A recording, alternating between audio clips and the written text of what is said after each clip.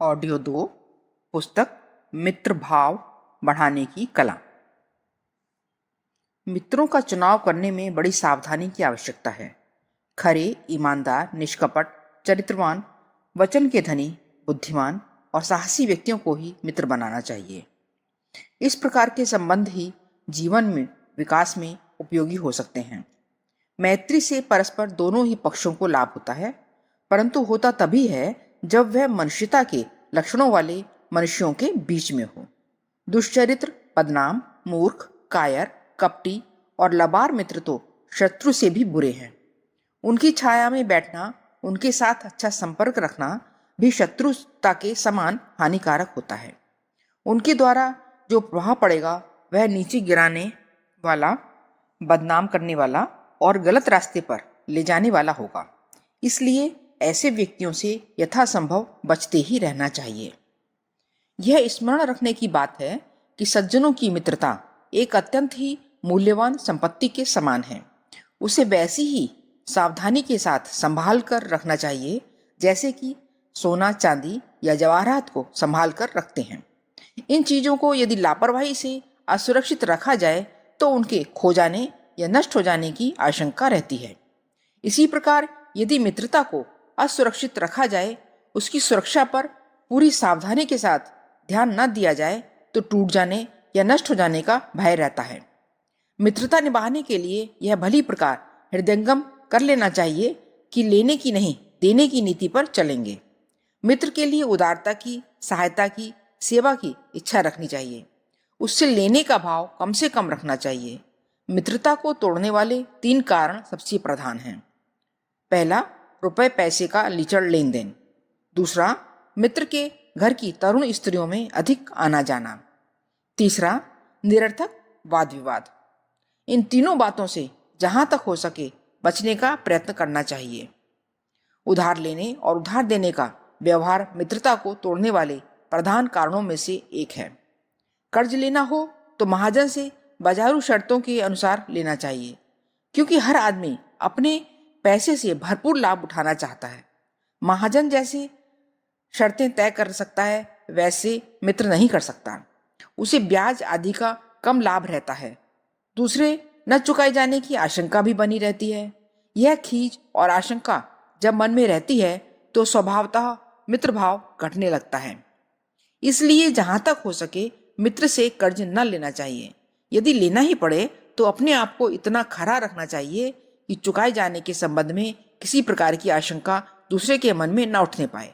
जिसने कर्ज दिया है वह मित्र संकोचवश कुछ कह नहीं सकता।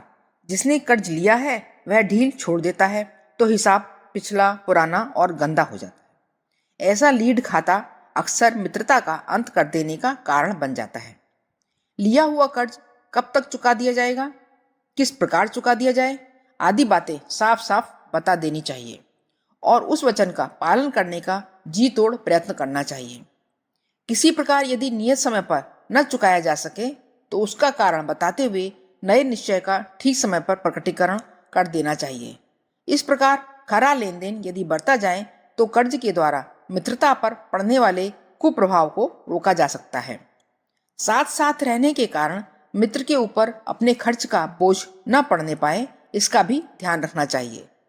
सिनेमा, खेल, तमाशे, सिगरेट, पान, तांगा, सवारी आदि के खर्चे को शिष्टाचारवश एक बार एक मित्र कर दे तो उसका बैलेंस बराबर करने के लिए दूसरी बार दूसरे को खर्च करना चाहिए। केवल मित्रता के नाम पर मित्र के पैसों से लाभ उठाना अनुचित है। सगे पारिवारिक बहन, भतीजा, बुआ, मौसी आदि के पवित्र रिश्तों को छोड़कर अन्य स्त्रियों से, विशेषकर तरुणी स्त्रियों से केवल अत्यंत आवश्यक अवसर पर आवश्यक वार्ता संक्षिप्त रूप में समाप्त कर लेने का हमारा स्वभाव होना चाहिए। परंतु मित्र के घर में तो इस बात का विशेष रूप से ध्यान करना चाहिए कि किसी को किसी प्रकार उंगली उठाने या चरित्र संबंधी आशंका करने का अवसर न आए। मित्र के घर की तरुण स्त्रियों से अधिक वार्तालाप, उनके पास अधिक आवागमन, भेंट उपहार, यह सब बातें अकारण मित्रता पर आघात पहुंचाती हैं।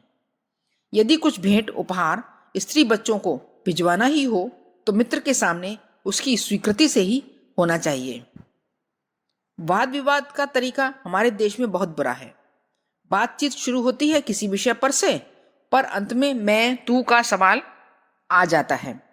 इसलिए किसी विषय पर नम्रता मधुरता के साथ एक दूसरे के सम्मान की रक्षा करते हुए विचार विनिमय होना चाहिए। व्यक्तिगत चर्चा को वाद विवाद में नहीं घसीटना चाहिए।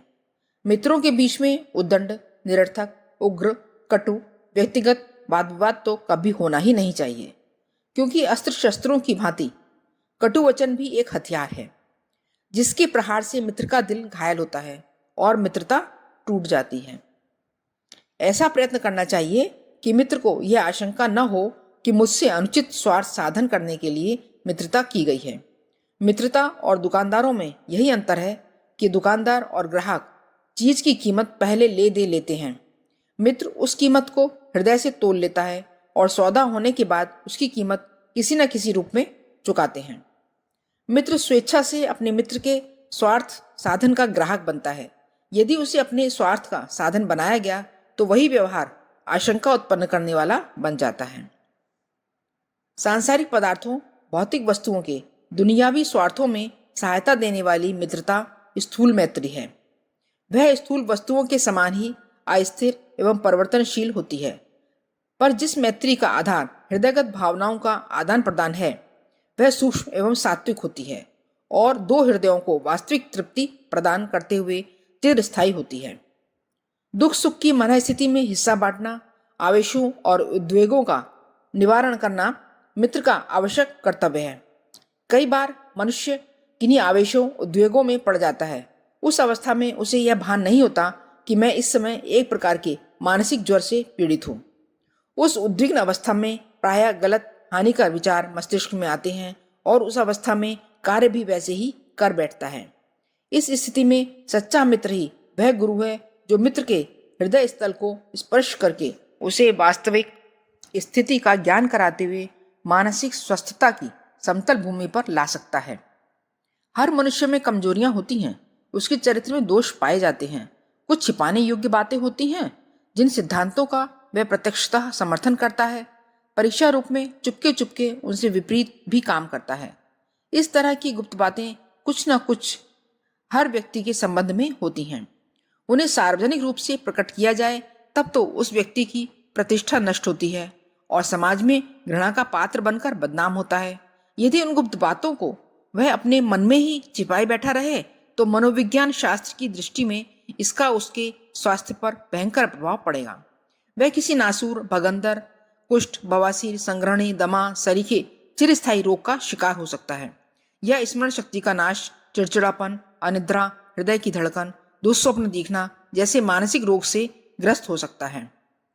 मनोविज्ञान शास्त्र के आचार्यों की चिकित्सा प्रणाली में मानसिक जुलाब को सर्वोपरि आवश्यकता बताई है। वह कहते हैं कि पेट का जुलाब, इंद्रिय जुलाब, रक्त का जुलाब, हस्त खोलना, सिंगी, जाक आदि जुलाबों से मानसिक जुलाब का महत्व बहुत अधिक है। अगर रोगी या अस्वस्थ व्यक्ति अपने जीवन भर के सारे पापों, दोषों, बुराइयों, चोरियों, कुकर्मों का सच्चा सच्चा हाल अपने किसी मित्र पर प्रकट कर दे और एक भी बात छिपाकर न रखे तो उसका मन बहुत ही हल्का हो जाता है और शारीरिक तथा मानसिक व्यथाओं से छुटकारा पाने में इतनी सहायता मिलती है जिसका मुकाबला संसार की कोई कीमती से कीमती औषधि नहीं कर सकती। सच्चे मित्र के सामने अपनी बुराइयों, कमजोरियों और भूलों को मनुष्य कह सकता है। वह बिना घृणा किए उन्हें सुन सकता है और गुप्त रख सकता है। इस प्रकार कमजोरियों और बुराइयों को गुप्त रखने से मनुष्य के मन पर जो अत्यंत हानिकर प्रभाव पड़ता है वह विश्वसनीय साथी को सुना देने से अनायास ही हट जाता है। वे सच्चे मित्र जो आपस में एक दूसरे की गुप्त बातें कह सुनकर मन का भार हल्का कर लेते हैं, वास्तव में एक दूसरे के लिए जीवन मूरी के समान उपयोगी हैं। जिन परिस्थितियों में भूलें हुई उनका वास्तविक कारण जानकर उनके निराकरण का वास्तविक उपाय भी वह मित्र बता सकता है। गुरु के प्रति आदर भाव की मात्रा अधिक होने के कारण लज्जा या शिष्टाचारवश ये सब बातें नहीं कही जा सकती, पर सच्चा मित्र आसानी से जान लेता है और उन कमजोरियों को दूर करने का उचित एवं सुलभ मार्ग बता सकता है।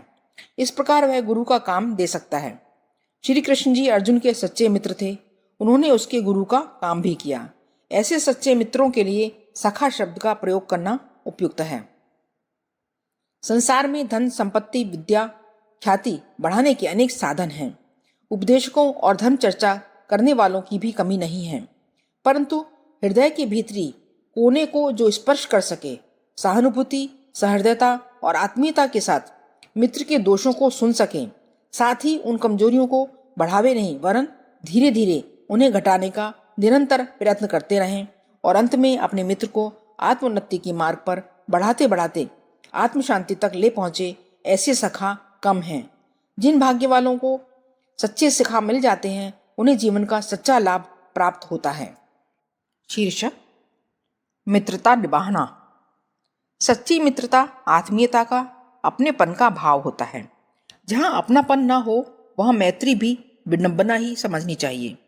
मनुष्य अपनों के प्रति उदार होता है। आप अपने प्रिय परिजनों की प्रसन्नता और हित कामना का उसे ध्यान रहता है। मित्र के लिए भी रहना चाहिए। यह भाव है या नहीं, इसकी सबसे प्रधान परीक्षा यह है कि पीठ पीछे वह उसके संबंध में कैसे भाव व्यक्त करता है। सामने एकांत में निंदा, आलोचना, भर्त्सना वह कर लेगा, पर पीठ पीछे प्रशंसा ही करेगा। दूसरों के मन पर मित्र के व्यक्तित्व का अच्छा चित्र अंकित करना मित्र का कर्तव्य है, क्योंकि प्रतिष्ठा भी सोने चांदी की तरह एक प्रकार की संपत्ति है। किसी को रुपए का नुकसान पहुंचाना या उसकी प्रतिष्ठा नष्ट करना एक समान है। जिसकी समाज में प्रतिष्ठा घट जाएगी उसे दूसरों से सहयोग कम मिलेगा, फलस्वरूप उसे आर्थिक हानि होगी। कोई आदमी अपने सच्चे हितैषी को अकारण धन की हानि पहुंचाना पसंद नहीं करता, वैसे ही सच्चा मित्र भी उसकी प्रतिष्ठा को कम नहीं कर सकता। गोस्वामी तुलसीदास जी के शब्दों में गुण प्रकटय अवगुण ही दुरावा उसकी प्रधान नीति होगी। मित्र के गुणों को प्रकाश मिलाना, उसके अवगुणों पर समाज में पर्दा डालना, पर एकांत रूपेण सुधारने का प्रयत्न करना मित्र का कर्तव्य है।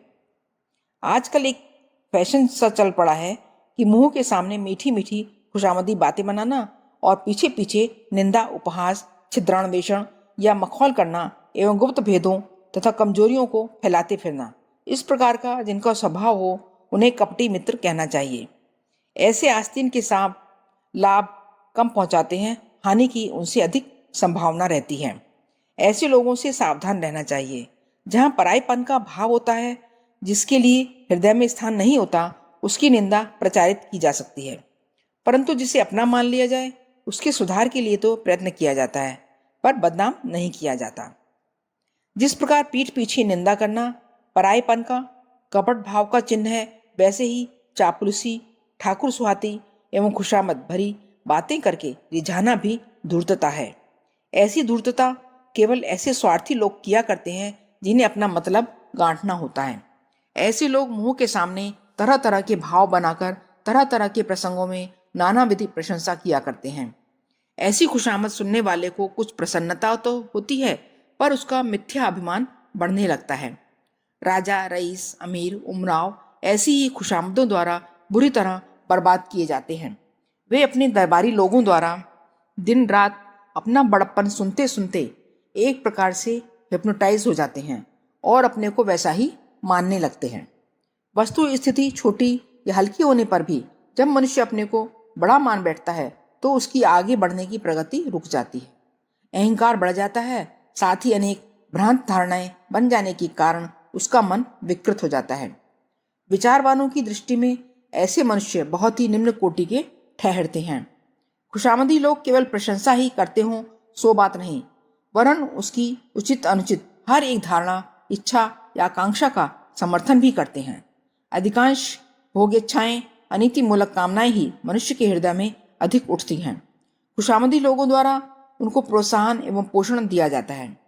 हम देखते हैं कि भले घरों के कितने ही लड़के ऐसे लोगों के कुसंग में पड़कर मद्यपान, व्यभिचार तथा अन्य प्रकार के दुर्व्यसनों में पड़कर बर्बाद हो गए। तालाब सूख जाने पर पखेरु उसे छोड़कर उड़ जाते हैं। उसी तरह ये खुशामदी लोग भी जब देखते हैं उनका मित्र छूछ हो गया, उसमें रस नहीं रहा, तो उसे छोड़कर दूर भाग जाते हैं। फिर उसमें साधारण संबंध कायम रखना भी उन्हें पसंद नहीं होता। उल्टे शत्रुता करने लगते हैं। पीछे निंदा करना और सामने ठाकुर सुहाती कहना कपटमयी मित्रता के दो प्रधान लक्षण हैं। सच्चा मित्र पीछे पीछे अपने मित्र के व्यक्तित्व को प्रतिष्ठित बनाने का प्रचार करता है और सामने उसे उचित मार्ग पर ले जाने की खरी सलाह देता है। एक दिन में सुधरने की वह असंभव आशा नहीं करता और न जिद दुराग्रह के साथ अपनी इच्छा उसके ऊपर लाद देता है, वरन धीरे धीरे मधुर व्यवहार द्वारा उसके अंतःकरण में ऐसे संस्कारों का आरोपण करता है जिससे उसकी कमजोरियां स्वयं एवं दूर होती जाती हैं और एक दिन वह अपने सभी प्रधान दोषों से मुक्त हो जाता है। मित्र के मनोरंजन, हास्य, विनोद, साहचर्य, आवागमन में साथ रहते हुए प्रसन्नता होनी चाहिए। छोटे मोटे खानपान जैसी भेंट उपहारों का आदान प्रदान करने में संकोच नहीं होना चाहिए। मित्र को समृद्ध, संपन्न एवं उन्नति करने वाले लाभदायक कामों में मदद देनी चाहिए और जब उसके ऊपर कोई विपत्ति टूट पड़े तो अधिक से अधिक त्याग करने के लिए तैयार रहना चाहिए। यह मित्रों का साधारण धर्म है। विशेष धर्म यह है कि दो आत्माएं एक दूसरे का आलिंगन करके आध्यात्मिक आनंद का अनुभव करें और सात्विक आत्मबल प्राप्त करते हुए जीवन के परम लक्ष्य तक पहुंचने के लिए एक दूसरे को सहायता प्रदान करें।